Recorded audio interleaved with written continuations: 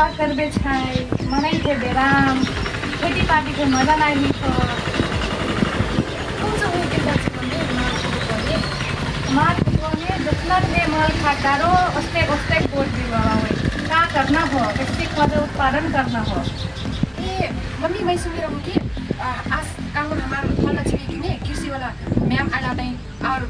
एक तल कैसे के करे से कैसे के खेती मजा करे से कि एक तल जाके देखी तब जाके साइड हाथ को में हमारे बाली में साइड सीधा ऐसे कि हंस लागत मम्मी जाए जे एक तल जाए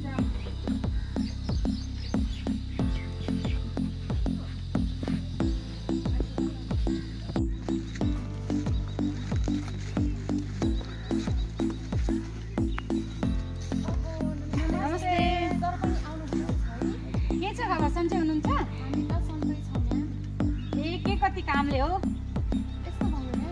हाम्रो चाहिँ यो पालीको फसल चाहिँ राम्रो भएको छैन अनि त्यही फसलको बारेमा चाहिँ कसरी सुधार गर्न सकिन्छ भनेर चाहिँ सल्लाह लिन आएको ए त्यसको लागि त तपाईहरुले बायोकेमिस्ट्रीको बारेमा पनि बुझ्नै पर्यो के हो नि म्याम बायोकेमिस्ट्री भनेको बाली माटो र जीवनमा हुने रासायनिक प्रक्रियाहरूको बारेमा अध्ययन गर्दछ यो यसले चाहिँ माटोमा भएका पोषण तत्त्वहरू के कतिको छ त्यसको बारेमा हेर्ने जाँच्ने अनि त्यसपछि बाली नालीमा लागेका रोग किराहरू त्यसको बारेमा अध्ययन गरेर त्यसलाई कसरी नियन्त्रण गर्ने भन्ने बारेमा अध्ययन गर्ने गर्दछ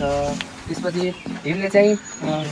नयाँ नयाँ प्रविधिहरूको प्रयोग गरेर कम लागतमा धेरै उत्पादन लिने तरिकाले सम्पूर्ण अध्ययनहरू गर्ने काम चाहिँ बायोकेमिस्ट्रीले गर्ने गर्दछ हामीहरू चाहिँ त्यहाँ छिमेकीकोमा जाँदैछौँ फिल्डमा तिनीहरूको पनि त्यस्तै समस्या रहेछ तपाईहरु पनि हामीसँगै जानु न त केही कुरा बुझ्न सक्नुहुन्छ त्यहाँ रहेछि त्यसो भए जाऊँ न जाम आजभोलि चाहिँ मुख्यतया यही समस्या बढी देखिरहेछ यसले चाहिँ बाली नाली सबै बिग्रे जस्तै लाग्यो मलाई त्यहाँ हेर्नु त दिदीले उहाँ मल चढ्दै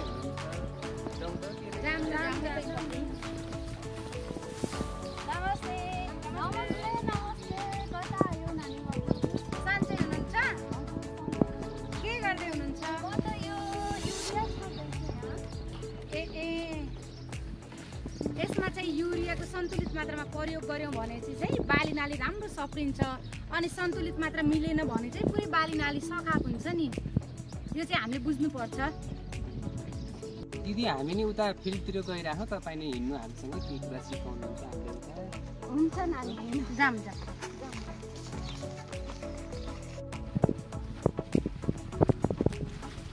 नमस्ते के गर्दै हुनुहुन्छ म चाहिँ औषधि छापेको ओहो यो त औषधि होइन नि दिदी पिसादी हो हेर्नु त यहाँ त दिउँसोतिर फेरि यस्तो घाममा फेरि ठुलो फिल लाउनु भएको छैन मास्क पनि लाउनु भएको छैन बिराम भइन्छ त यता त हेर्नु त यसरी पिसादी छर्ने होइन नि पिसादी छर्दाखेरि त ग्लोभ्स लाउने मास्क लाउने हो नि त यसरी त बिराम परिन्छ त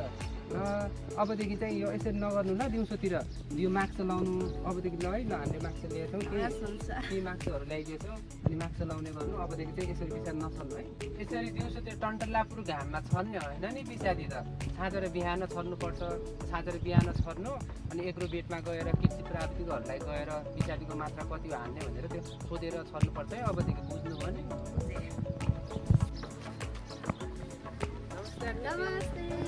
के गर्दै हुनुहुन्छ ए रासायनिक तरिकाले भन्दा त यसरी गरेपछि त कस्तो राम्रो हुँदो रहेछ माटो बाली नाली मानव स्वास्थ्यलाई धेरै नै फाइदा पर्दो रहेछ त है हजुर नमस्ते सन्चै हुनुहुन्छ हामीहरू नि ठिकै छौँ के गर्दै हुनुहुन्छ बालीहरूको हेरेर कताबाट आउनु ए हामी चाहिँ यसो किसानहरूको फिल्ड अनुगमन गरिरहेको थिएँ त्यस्तै तपाईँको खेतसम्म नै पुग्नुभयो बाली नाली त राम्रै भए रहेछ के गर्नुभयो यसमा चाहिँ मैले प्राङ्गारिक मलको बढी मात्रामा प्रयोग गरेको छु मलको चाहिँ मैले सन्तुलित मात्रामा हालेको हुनाले बाली चाहिँ राम्रै फल्ने गरेको छु अनि हामीले चाहिँ किसानहरूले चाहिँ सबैले रासायनिक मलको राम्रोसँग सन्तुलित मात्रामा प्रयोग गर्यौँ भने थोरै लागतमा पनि राम्रो उत्पादन लिन सक्छौँ भन्ने चाहिँ हामीले उहाँबाट सिक्न सक्छौँ माटोको नमुना परीक्षणको बारेमा केही कुरा जानकारी दिनको लागि माटो ल्याबमा लग्दैछौँ है त जाम कहाँ हुन्छ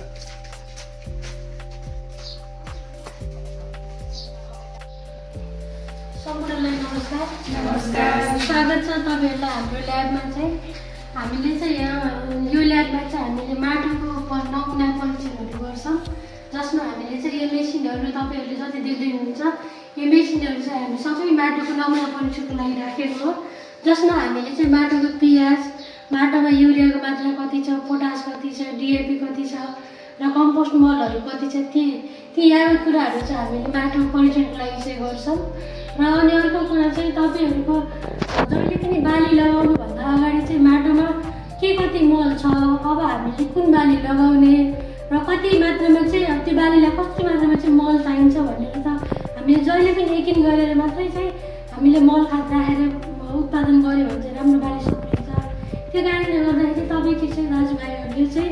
दिदीबहिनीहरूले चाहिँ हाम्रो प्राविधिकहरूसँग चाहिँ माटो नमुना सङ्कलन कसरी गर्ने र आफ्नो माटोमा केही समस्याहरू छ, कति खाद्य तत्त्वहरू छ छैन भनेर जाँच्नको लागि जान्न इच्छा छ भने उहाँ प्राविधिकहरूसँग चाहिँ माटो नमुना सङ्कलनको सिकेर तपाईँहरूले आफ्नो माटो जाँचको लागि चाहिँ हाम्रो ल्याबमा चाहिँ ल्याइदिनु सक्नुहुन्छ। हामीले चाहिँ तपाईँहरूले जाँचेर हामी रिपोर्ट दिन्छौँ र त्यही अनुसार तपाईँहरूले कुन बाली लगाउने र कति मल हाल्ने भनेर त्यो कुरा चाहिँ तपाईँहरूले यकिन गरेर चाहिँ बाली लगाउनु सक्नुहुन्छ। हस् त सबैलाई